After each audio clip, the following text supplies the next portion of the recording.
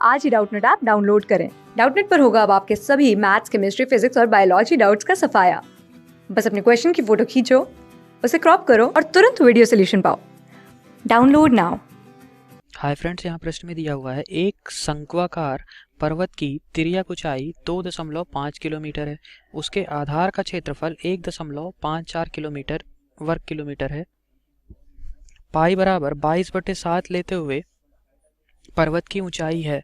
देखिए, पर्वत की ऊंचाई मुझे निकालनी है। तो देखिए, यहाँ पर सबसे पहले मुझे क्या दिया हुआ है, ये पर्वत कैसा है, शंक्वाकार पर्वत है। तो ये मैंने शंकु के आकार का पर्वत बना लिया।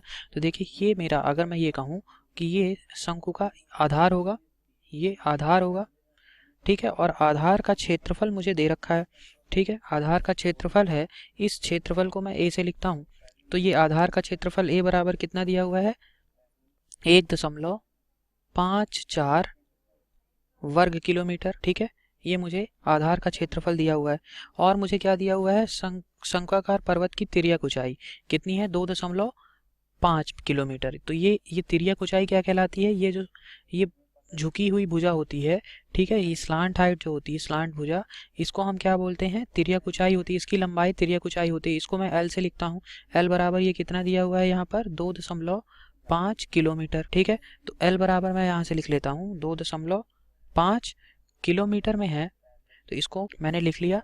अब देखिए, यहाँ से अगर मैं आपसे कहता कि ये जो क्षेत्रफल दिया हुआ था, क्योंकि ये आधार कैसा होगा, वृत्ताकार होगा, तो इसको मैं क्या लिख सकता था, पाई गुणे आर का वर्ग बराबर 1.54 लिख सकता था, ठीक है। तो देखिए, यहाँ से अगर मैं आपसे कहूँ कि यहाँ पे त्रिज्या मैं निकाल सकता हूँ, ये कैसे आ जाएगा, आर का वर्ग बराबर आ जाता है 1.54 बटे पाई। पाई को मैं लिख सकता हूँ 22/7। तो 22/7 हमने कर लिया, 7 अंश में चला जाएगा, ठीक है। तो ये वैल्यू अब आप हल करेंगे तो आर बराबर ये क्या आ जाएगा, देखिए इसको आप लिख सकते हैं वर्गमूल 1.54 गुणे 7 बटे 22, ठीक है। और इसको हमने हल किया तो ये आ गया आर बराबर 0.7 किलोमीटर, ठीक है। अब देखिए, मुझे पता है कि ये जो तिर्यक ऊंचाई होती है, अगर मैं ये कहूँ कि यहाँ से शीर्ष से मैंने एक लंब डाल दिया इस पे, तो ये क्या हो जाएगा, एक समकोण त्रिभुज जैसा हो जाएगा ये आकृति।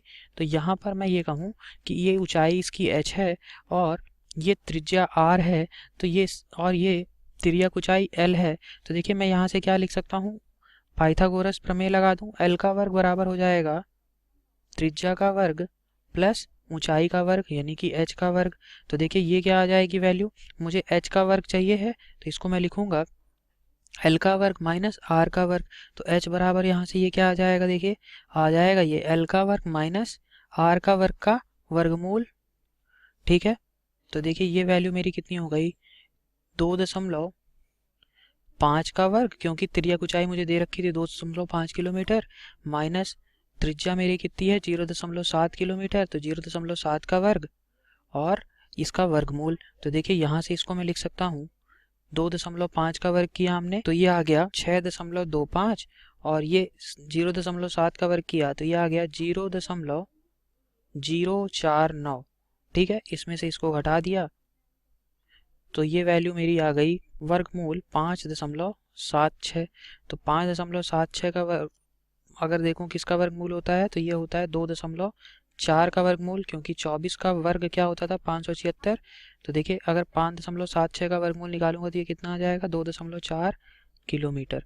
तो मेरा यहाँ से ऊंचाई कितनी आ गई पर्वत की, 2.4 किलोमीटर। ये मेरा आंसर हो गया। तो ऑप्शन नंबर बी मेरा यहाँ पर सही उत्तर होगा। Thank you.